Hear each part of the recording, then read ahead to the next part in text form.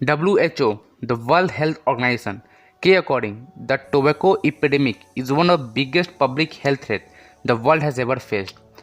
हम लोग जानते हैं कि स्मोकिंग कितना हानिकारक है, इसमें कोई नया बात नहीं। हर सिगरेट के डिब्बे पे लिखने के बावजूद कि ये smoking will kill you, TV ads में बताने के बावजूद कि स्मोकिंग एक कैंसर का मेन कारण हो सकता है, इसके कारण आपकी जान तक जा सकती है, पर लोग इसको नज़रअंदाज कर देते हैं और सिगरेट को अपनी लाइफ का एक पार्ट बना लिए हैं। हर साल अप्रॉक्स 1 मिलियन प्लस लोग स्मोकिंग के कारण सिर्फ इंडिया में मारे जाते हैं और WHO के अकॉर्डिंग वर्ल्ड में 1.3 बिलियन एक्टिव स्मोकर्स हैं। तो आज के वीडियो में हम जानेंगे कि सिगरेट जो है एग्जैक्टली कैसे हम लोग के बॉडी को हार्म पहुंचाता है और सिगरेट पीने से हम लोग को क्या क्या नुकसान हो सकता है और सिगरेट जो है कैसे एडिक्ट हो जाता है। तो हमारा नाम है सुधांशु, आप देख रहे हैं सुधांशु राजपूत। तो चलिए वीडियो को शुरू करते हैं।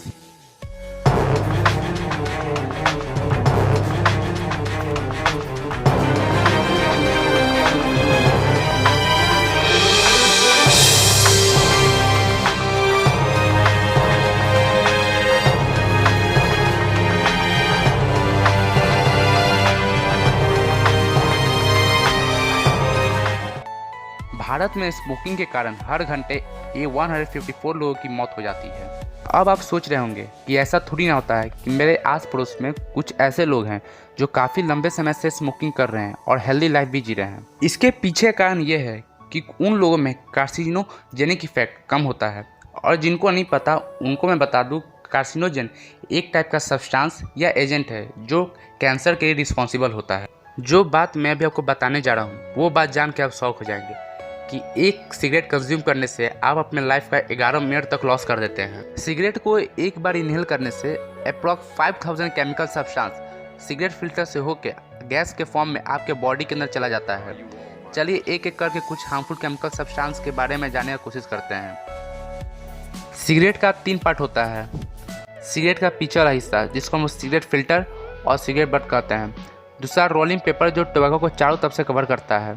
तीसरा उसके अंदर टोबैको ब्लेंड जो टोबैको प्लांट के लीफ और स्टीम को सुखा कर बनाया जाता है। मेनली निकोटियाना टैबेकम एक प्लांट है जिसको टोबैको बनाने के लिए यूज़ किया जाता है।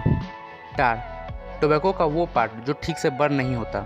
सिगरेट फिल्टर कुछ तार के पार्टिकल्स को ट्रैप कर लेता है पर कुछ तार के पार्टिकल्स सिगरेट फिल्टर को पास कर लेता है। ये एक ब्लैक रेसिनस मटेरियल होता है जो आपके टीथ और गम्स को डिस्ट्रॉय तक कर देता है। ओवर टाइम स्मोक करने से स्मोक आपके नोज़ के नर्व्स को भी डैमेज कर देता है। इसके कारण आप सूंघने की क्षमता टाइम बाय टाइम लॉस करते जाते हैं। स्मोक के अंदर जाने के बाद स्मोकर्स को क्रोनिक डिजीज लाइक ब्रोंकियाटिस और एम्फिसीमा का प्रॉब्लम फेस करना पड़ सकता है जिसका कोई अभी तक क्योर नहीं है। रेस्पिरेटरी ट्रैक्ट में एक सिलिया एक हेयर लाइक प्रोजेक्शन होता है जो बैक्टीरिया को लंग्स के अंदर जाने से रोकता है और लंग्स को क्लियर रखता है। जब हाइड्रोजन साइनाइड गैस जो टार के साथ मूव करता है वो सिलिया को पैरालाइज कर देता है। इस कंडीशन को सिलियोस्टेटिस कहा जाता है और इसके कारण से वो बैक्टीरिया निकल नहीं पाता और रेस्पिरेटरी ट्रैक्ट में ही वहीं कलेक्ट होते रहता है। और जब ये लार्ज अमाउंट में रेस्पिरेटरी ट्रैक्ट में कलेक्ट हो जाता है तो इसके कारण से स्मोकर्स को कफ का प्रॉब्लम बना रहता है और धीरे धीरे ये बढ़कर क्रोनिक ब्रोंकियाटिस डिसऑर्डर का फॉर्म ले लेता है। कार्बन मोनोऑक्साइड भी जो हार्मफुल केमिकल्स है वो सिगरेट को इनहेल करने से हमारे बॉडी में गया। वो बॉडी में जाने के बाद विंड पाइप से होते हुए ब्रोंकी से ब्रोंकियोल्स और फिर एल्वियोली तक गया। एल्वियोली में जाने के बाद वो हेमोग्लोबिन से अटैच कर जाता है और जिन्हें नहीं पता उन्हें बताऊं कि हेमोग्लोबिन एक टाइप का प्रोटीन है जो आरबीसी में रहता है जिससे ऑक्सीजन बाइंड होकर ब्लड स्ट्रीम के थ्रू हमारे पूरे बॉडी में जाता है। और जब कार्बन मोनोऑक्साइड हेमोग्लोबिन से अटैच होता है तो वो हेमोग्लोबिन से अटैच जो ऑक्सीजन है उसको रिमूव कर देता है। यही कारण है कि जो लोग कंटिन्यूअस स्मोकिंग करते हैं उनको सांस लेने में दिक्कत होने लगता है और शरीर में ऑक्सीजन कमी होने लगता है। इसी डिसऑर्डर को तो एम्फिसीमा कहा जाता है। इसमें एल्वियोली तक डैमेज हो जाता है। क्रोनिक ब्रोंकियाटिस और एम्फिसीमा को collectively chronic obstructive pulmonary disease कहा जाता है। अब दिमाग में क्वेश्चन चल रहा होगा कि लोग सिगरेट के एडिक्ट क्यों जाते हैं। लोग इसको 1 या 2 बार ट्राई करके इसे छोड़ क्यों नहीं देते हैं। पर मैं आपको बता दूं ऐसा बहुत कम होता है कि लोग इसको ट्राई करें और सिगरेट छोड़ दें। आप सोचेंगे कि ऐसा होता क्यों है। चलिए मैं आपको बता दूं कि सिगरेट में लार्ज अमाउंट में निकोटीन होता है जो ब्लड स्ट्रीम से मिलकर तुरंत हमारे ब्रेन तक चला जाता है। निकोटिनिक एसिटाइल कोलिन नाम का एक रिसेप्टर रहता है जिससे जब ये निकोटीन अटैच होता है तो अटैच होते ही ये रिसेप्टर एक्टिवेट हो जाता है और एक्टिवेट होते ही हमारे ब्रेन में 3 तरह के हार्मोन्स डोपामिन, एड्रेनालिन और सेरोटोनिन और 2 तरह के न्यूरोट्रांसमीटर इपिनेफ्रिन और नॉरएपिनेफ्रिन रिलीज करता है।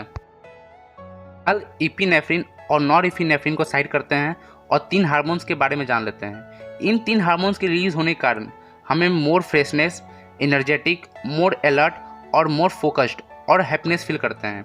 यहाँ तक कि थकान तक भी दूर हो जाता है। कहते हैं ना, a short time happiness can give sadness in future.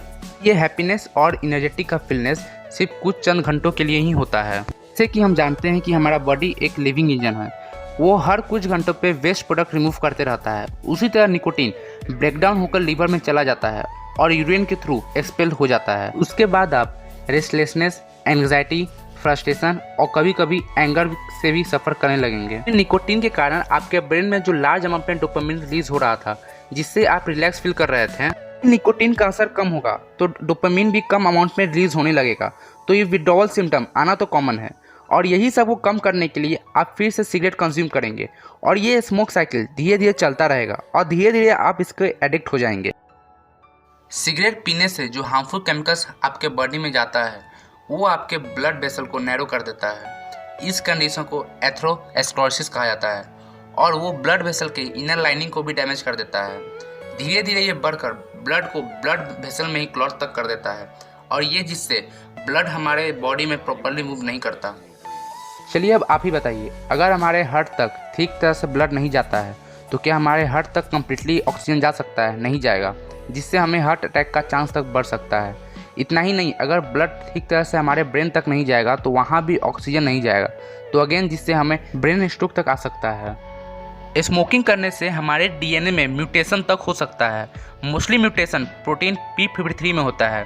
ये प्रोटीन ट्यूमर को सप्रेस करता है। जब इस प्रोटीन में म्यूटेशन हो जाता है तो ये वर्क करना बंद कर देता है, जिसके कारण हमें ट्यूमर तक हो सकता है। और साथ ही स्मोक के साथ जो आर्सेनिक और निकल जैसे इंग्रेडिएंट जो हमारे अंदर गए वो डीएनए रिपेयर के प्रोसेस को डिस्टर्ब तक कर देते हैं, जिससे body ability to fight many cancer weak हो जाता है, जिससे क्या लास्ट में डेथ के सिवा कुछ नहीं। स्मोकिंग से सिर्फ हमें लंग्स कैंसर ही नहीं, बहुत तरह के कैंसर हो सकते हैं, जैसे mouth cancer, throat cancer, nose cancer, sinus cancer, oesophagus cancer, kidney cancer, stomach cancer, liver cancer, pancreatic और ब्लैडर कैंसर तक हो सकता है। ब्लड में ज़्यादा अमाउंट में कार्बन मोनोऑक्साइड होने की वजह से आरबीसी का साइज बढ़ जाता है, जिससे ब्लड ठीक हो जाता है और ये दूसरा कारण है ब्लड क्लॉट होने का। यहाँ पर एक मॉडल और थ्योरी है जिसको फेनोटाइपिक कॉसेशन और गेटवे मॉडल कहते हैं। इस मॉडल के according smoking is primary influence on future drug use. According to NIH, cocaine का इस्तेमाल करने वाले 90% लोग पहले स्मोकिंग से सफ़र कर चुके रहते हैं। ये स्टडी गेटवे ड्रग थ्योरी को सपोर्ट करता है। जो 2 न्यूरोट्रांसमीटर नॉरएपिनेफ्रिन और एपिनेफ्रिन जो निकोटीन के कारण हमारे बॉडी में रिलीज होता है, वो हार्ट रेट को इंक्रीज कर देता है, यहाँ तक कि ब्लड वेसल को नैरो तक कर देता है। पर यह जानकर आपको बहुत खुशी होगी कि सिगरेट छोड़ने के 20 मिनट के बाद से ही हमारा बॉडी इंप्रूव करने लगता है, हार्ट रेट नॉर्मल होने लगता है। 10 to 12 आवर्स के बाद कार्बन मोनोऑक्साइड का लेवल स्टेबल होने लगता है और ब्लड का ऑक्सीजन कैरिंग कैपेसिटी इंक्रीज होने लगता है, जिससे स्मोकर्स के हार्ट के और बाकी बॉडी पार्ट्स तक सफिशिएंट अमाउंट में ऑक्सीजन जाने लगता है, जिससे day by day heart attack का चांस डिक्रीज होने लगता है। 1 या 2 दिन के बाद नर्व एंडिंग जो रिस्पॉन्सिबल है टेस्ट और स्मेल के लिए, वो भी रिकवर होने लगता है और धीरे धीरे आपके लंग्स और बाकी के ऑर्गन भी इंप्रूव होने लगते हैं। अभी मार्केट में एक सिगरेट का एक अल्टरनेटिव फॉर्म आ गया है, ई सिगरेट। इसको सिगरेट का मॉडिफिकेशन करने में कोई प्रॉब्लम नहीं। इसमें टोबैको तो नहीं पर निकोटीन लिक्विड फॉर्म में होता है, तो आप टोबैको से होने वाले प्रॉब्लम से सेफ हैं। आपको याद होगा कि सिगरेट में हम लोग निकोटीन को गैस के फॉर्म में लेते थे, पर इसमें हम लोग निकोटीन को वेपर के फॉर्म में लेते हैं। पर ई सिगरेट में निकोटीन के साथ साथ कुछ फ्रूट के फ्लेवर भी मिक्स किए जाते हैं, जिसके कारण ये यंग जनरेशन में बहुत पॉपुलर हो गया है। जो पर्सन टोबैको वाले सिगरेट के एडिक्ट हैं और उसको कम करने के लिए ई सिगरेट का यूज़ कर सकते हैं, क्योंकि ई सिगरेट स्मोक वाले सिगरेट से पूरी तरह तो नहीं बट कुछ हद तक सेफ है। पर ई सिगरेट के कारण जो यंग जनरेशन और जो फर्स्ट टाइम स्मोक कर रहे हैं वो इसके कारण स्मोक वाले सिगरेट के एडिक्ट हो सकते हैं। इसमें कुछ तरह के केमिकल्स मिलाए जाते हैं, जैसे एरोसोल, जो रेस्पिरेटरी डिजीज के लिए रिस्पॉन्सिबल हो सकता है। चलिए आज के लिए इतना ही। अगर आप या आपके आसपास कोई सिगरेट कंज्यूम करते हैं तो उन्हें छोड़ने की सलाह जरूर दें। ये एक दिन में तो नहीं, पर एक दिन छूटेगा जरूर। अगर आपको वीडियो अच्छा लगा हो तो चैनल को सब्सक्राइब करना ना भूलें। Thank you.